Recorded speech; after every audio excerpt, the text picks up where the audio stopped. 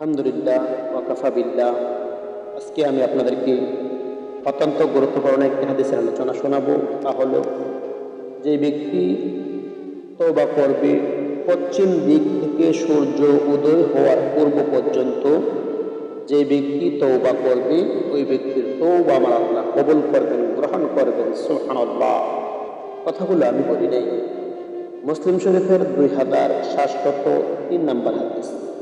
মুসলিম শরীফের 2703 নম্বর হাদিস।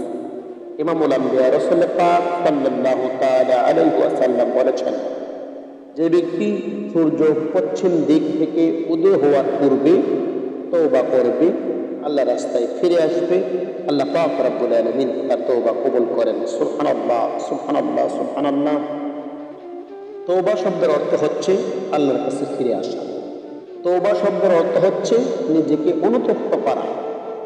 আমি যে খারাপ কাজ করেছি, অন্যায় কাজ করেছি, এই অন্যায় কাজ থেকে নিজেকে ফিরিয়ে আনা, অন্যায় কাজের জন্য অনুতপ্ত হওয়া, আল্লাহর রাস্তায় ফিরে আসা, এই কাজটাকে আমার আল্লাহ পাক রব্বুল আলামিন হাবিব তওবা বলেছেন।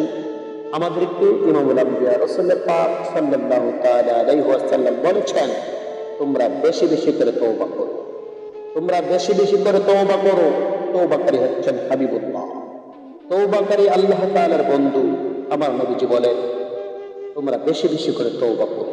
আমি দৈনিক 70 বার তওবার কথা আল্লাহ পাক রব্বুল আলামিন হাবিব আপনাকে আমাকে বলেছেন। আমরা দৈনিক 70 বার তওবা করার চেষ্টা করব। আমরা যখনই কোনো খারাপ কাজ করব, আমাদের দ্বারা যখনই কোনো অশ্লীল কাজ, খারাপ কাজ, অন্যায় কাজ হয়ে যায়, এই অন্যায় কাজ থেকে মোছার জন্য সঙ্গে সঙ্গে তাৎক্ষণিক একটি ভালো কাজ করার জন্য ইমামুল আম্বিয়া রাসূল পাক সাল্লাল্লাহু তাআলা আলাইহি ওয়াসাল্লাম বলেছেন, আপনাকে আমাকে আমরা যেন